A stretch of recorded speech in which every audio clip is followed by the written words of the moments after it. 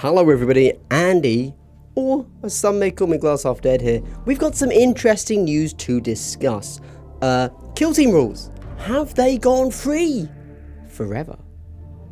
I don't know. Anyway, so if you go to the Warhammer community page, right, bam, let's go here. You all know it, you will love it, okay? You go to the top right hand corner, downloads, you scroll down to kill team, great stuff. On the left here, behind me even, wait, can I move out of the way? Maybe. You see, Blades of Cain, Scout Squad. What are these? Have we just had an FAQ drop? That's interesting, isn't it? Incorrect. We have the full rules for both teams. We have Blades of Cain. They're all here. I went and checked, can you believe it? We even have the Spec Ops rules. Did you know that narrative kill team is a thing? I didn't. Never knew. In fairness, I actually don't know how to play kill team or have ever played it. In fact, the few times you might have seen me play it, it was purely a stunt double. So we've got the Blades of Cain and we've got the Scout Squad, and that's cool. There you go. Free rules for kill team. That is essentially the video done. I just wanted to give y'all a PSA. If you wanted rules for these two teams and you didn't manage to get your hands on Salvation, there you go. Hype. Now let's discuss. So this is interesting because from all accounts Salvation didn't the pre-orders sold out because it seems like GW has a new release method, right? They give limited pre-orders to the website and to local game stores, okay? Then, and this is we're used to that from last year, but now people and games like Games Workshop stores and other stores get stock. Now this is a new concept that GW is trying out for this year of Kill Team, and so from vaguely what I've heard, that yes, people did struggle to pre-order Salvation online on release day. However, it was then actually showing up in stores, and since it released, I haven't really heard people complaining about, oh, we can't get hold of Salvation. So, interesting. Cool. So, GW has not, therefore, presumably, suddenly had a big team meeting and said, guys, nobody can get their hands on the new teams, either the models or the rules. We've got to release the rules for them, okay? That's not, presumably, what's happened, unless, you know, anecdotal evidence is false, and we know that can never be the case, right? So, instead, presumably, so everybody that wants the rules has the rules. You probably also have the models, okay? The rules are out there. You can get them, and GW has given us the rules. Why? Because the rules were available. And this leads me to my conclusion. The conclusion is definitely the wrong word for this, sorry. Random statement. That's what I mean, sorry. Is it possible, because this doesn't seem to be externally influenced, that we are just going to get the rules for kill team squads free? Don't get me wrong, like, I'd prefer it in an app. But a PDF for free is fine. I'll take it. Considering GW, I will take the small step forward instead of the step that it should be of an app, right? It's like, okay, yeah, just give us free PDFs. So many people in the community want free PDFs of the rules for 40k, that game nobody plays. Yeah. But are we getting them? If not, why not? Well, firstly, obviously, yes, we should. There you go. That's obvious, right? But why are we getting these? This is my question to you, my people. I have no clue. There you go. But I have 4 minutes to kill. So anyway, Scout Squad and Blades... Yeah, I really have nothing else to say on that. Scout Squad and Blades of Cain. Okay? How are we feeling about them now? They've been out for, what is it, February? They released about a month. About a month they've been in the public hands. Obviously, reviewers have had them for a little bit longer. My thoughts on them have not changed. However, it's been really interesting for me to see other people's views on them, right? So obviously, when I get given something, I then just have like a month on my own, you know, thinking, oh, this is interesting, cool. And then it goes into the wild, And people are like, oh, this guy's completely wrong here, and it was actually this thing, and I read that rule here wrong, and no, never take Dire Avengers, they're terrible. Actually, the most meta pick is all Banshees, something like that, right?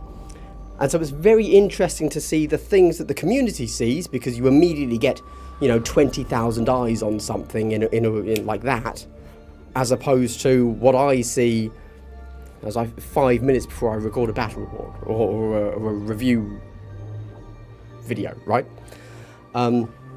Yes, people are not happy about Dire Avengers. That's something that is interesting, which I guess makes sense. They're not good. That's very fair. And then in general, people haven't been super hyped about either the Scorpion or the Banshee rules. I think that in general, people are saying, if you just want to play a killy melee Eldar, because you're never going to take the Dire Avengers, right? Well, just play Void Dancers, they're better. It's like, oh yeah, okay. Yeah, fair. We haven't really seen much in the way of, are they good yet? There haven't been any big tournaments, so pass. And then we also have the Scouts, the guys that are actually on screen behind me now. I haven't really heard much, to be honest. Suddenly the rest of the community saw different things to the Blades of Cain than I saw. And I think they were a lot more critical. I was actually really surprised by how negative people were about the Blades of Cain compared to how I felt about the team. But the Scout squad seems to be just middle of the line. Nobody cares. I don't think it's people think they're good or bad. I think it's that nobody cares, which is interesting because they're Space Marines. But I guess on the flip side, Space Marines get so many releases. Well, fuck it. Who gives a shit? We'll wait 1 week for the next release, right? But Eldar, this sucker has to keep them going for years. So they're annoyed, right? But Scouts, whatever. Who cares? Whatever. Which is very interesting, actually. Even ignoring that, though, how I haven't really seen a huge amount of talk about, are Scouts good or bad? There's been a lot of talk about, like beginner questions, how should you run them? To which, of course, one points into my video. Or kind of, what are the best forward deploy things? To which, again, you point into my video. But nobody's really been like, here's the hot tech. Here's the thing that nobody saw. Which is quite interesting, because you got a lot of that with the Blades of Cain.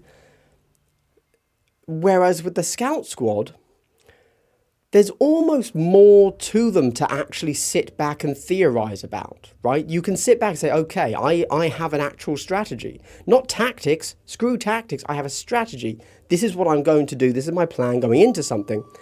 And I think either they are not particularly well internally balanced, and therefore the strategy is very obvious, so it doesn't need to be talked about, or nobody cares. I don't know. I genuinely, I'm not saying that like, oh, nobody cares. I genuinely don't know. It's quite an interesting one. I just haven't seen much buzz about the Scout team. How about you? Have you heard? Drop those sweet comments below the video, because I've got no clue. What do you think about the Blades of Cain? What do you think about the Scout Squad? What are they doing? We have 3 rules. What's up with that? Does anybody know? If you work at GW, can you tell me? Because every other game has 3 rules. You guys know this, right? If you're this far in the video, you know this. Anybody that doesn't care has already left. Look, okay, every other game has 3 rules. Some of them have amazing apps. And GW has given us a PDF with 0 comms. Why? Sorry, you want a little bit more about that? The White Dwarf that's coming out, today, I think? I think it's coming out today for the people that subscribe, is giving us the Scout rules. And presumably, next month is going to give us the Blades of Cain rules. There's no extra rules. It's just this PDF we've been given. Why? That's so confusing, because The White Dwarfs are like decided months in advance, before they would have known what was happening with the Salvation Squad. Ah, is this some sort of beginner offering? Is that what's going on here? Okay, new theory. New theory, alright? Here's how it's... Why am I stood like this? Okay, here's the plan. Here's what's going on. This is the first box in a new season, okay? We know that. I'm glad I can state facts. That's great. I've really enhanced my YouTubership, haven't I? Okay? But it's not really a starter box because it's just 2 teams and some crappy terrain. So, for somebody looking to start Kill Team, and they're you're hyped on new releases, well, you probably shouldn't buy. No. That makes no sense, because if you're a new player looking to get into Kill Team, you're thinking, okay, they've given us new rules. Hype, great, good. But sorry, I'm getting more ideas now.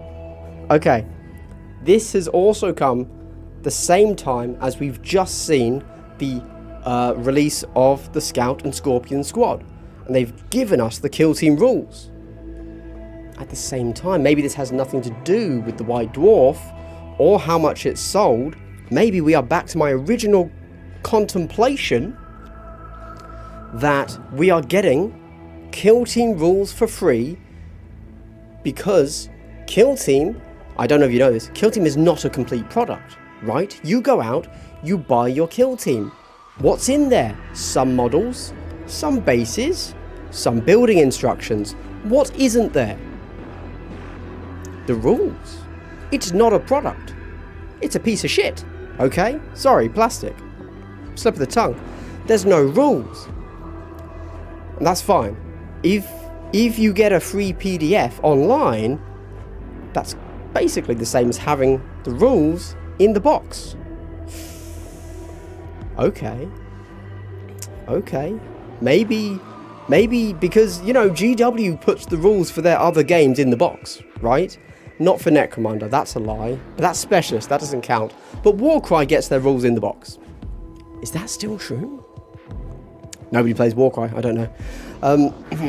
Cool, there you go. So a couple of ideas. As you can tell, I've got no idea what's happening. You, however, are probably wondering what's up with why is he holding that?